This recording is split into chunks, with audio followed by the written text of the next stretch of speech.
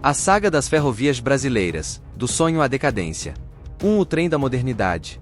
1852, o Barão de Mauá, visionário e empreendedor, recebe a autorização do governo imperial para construir a primeira ferrovia do Brasil. A estrada de ferro Mauá ligava Petrópolis ao Porto de Estrela, na Baía de Guanabara, com 14,5 quilômetros de extensão.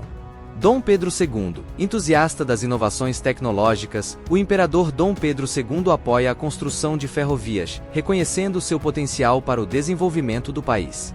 O Brasil se torna um dos pioneiros na adoção da tecnologia ferroviária na América Latina. Expansão da rede ferroviária. Inspirados pelo sucesso da primeira ferrovia, outras companhias surgem e investem na construção de ferrovias em diferentes regiões do Brasil, especialmente nas áreas cafeeiras do Sudeste. Impacto social e cultural. As ferrovias revolucionam o transporte de pessoas e bens, facilitando a comunicação entre regiões, impulsionando o comércio e a economia. As cidades ao longo dos trilhos crescem e se desenvolvem, e a sociedade brasileira experimenta uma transformação cultural. Priorização dos interesses privados. Em muitos casos, os traçados das ferrovias eram definidos para atender aos interesses dos acionistas das companhias ferroviárias, em vez de seguir critérios técnicos ou de planejamento urbano. Desvios e voltas desnecessárias. As ferrovias percorriam caminhos mais longos do que o necessário, passando por propriedades dos acionistas para aumentar seus lucros e beneficiar suas fazendas.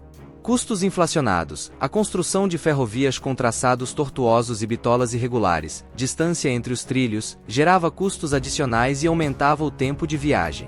Falta de planejamento e visão estratégica. A expansão da rede ferroviária carecia de um planejamento nacional integrado, priorizando interesses políticos e regionais em detrimento de uma visão estratégica para o desenvolvimento do país. 3. A festa e o prejuízo. Inaugurações grandiosas. As inaugurações das ferrovias eram eventos festivos, com a presença de autoridades e da população local. Viagens de trem como símbolo de status. Viajar de trem era considerado um símbolo de modernidade e status social, especialmente nas classes mais abastadas.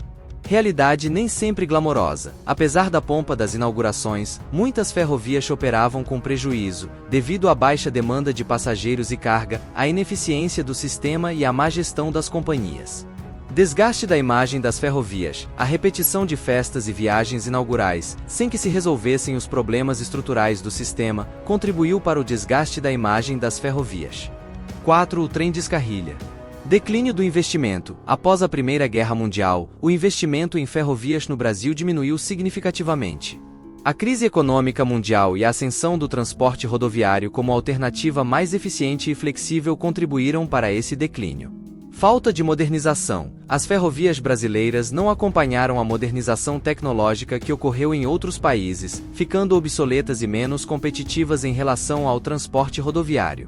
Sufocamento das ferrovias. A política de subsídios ao transporte rodoviário, iniciada na década de 1950, intensificou a desvantagem competitiva das ferrovias, levando ao sucateamento de grande parte da rede ferroviária nacional.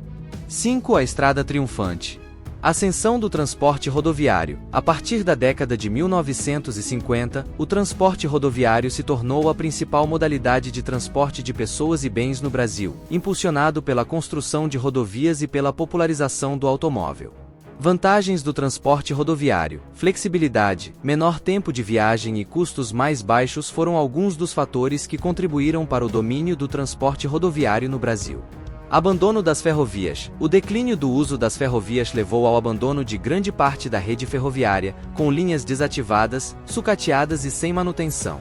Perda de um modal estratégico. O abandono das ferrovias representou a perda de um modal de transporte estratégico para o desenvolvimento do país, com impactos negativos na economia, na logística e na integração nacional. Em resumo, Ana Lúcia Duarte Lana, historiadora da Universidade de São Paulo, destaca casos de desperdício, como ferrovias no Paraná com locomotivas nunca utilizadas devido a problemas de bitola. Além disso, algumas inaugurações festivas resultavam em prejuízos, pois as pessoas preferiam retornar de navio ao Rio de Janeiro, mais rápido e mais barato do que os próprios trens. Apesar das adversidades, as ferrovias impactaram profundamente a sociedade brasileira, simbolizando modernidade e mudança. No entanto, o declínio começou devido à falta de investimentos contínuos, ao contrário da Europa, que revitalizou suas ferrovias pós-Segunda Guerra Mundial.